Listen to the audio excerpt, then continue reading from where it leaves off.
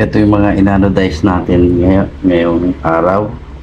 Ginawa natin mga parts. At saka inanodize na rin natin. Ito barrel extension. Ayan, para yan sa kita-kita yung thread.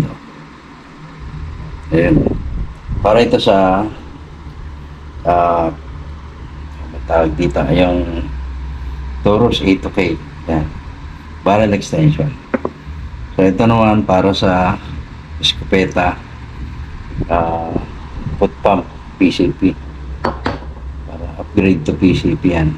So ito dito naman, ito ayan, may ano pa, hindi siya parang nalagyan siya, akin naman to ito para dun sa pan-check natin, pang-adjust na regulator. Ito yung gagamitin natin. So ito naman, ito yung bago natin yan. Ito yung bago natin na power plenum. Malaki yung loob niyan. Gagawa natin ng ano yan. Gagawa natin ng sukat na measurement yan. So dito walang problema to. Maganda pagka-anodize na ito. Kasi yan, ayan.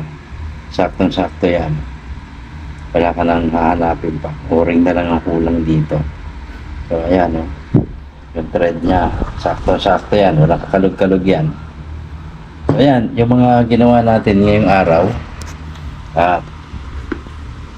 Medyo pagod tayo maghapon. So, ayan yung mga ginawa natin ngayon. Lahat yung pyesa na yan, ginawa natin ngayong araw na to. Kaya medyo pagod tayo. Talagang 4 na parts. Dadaliin natin kasi kailangan paggamitan. So,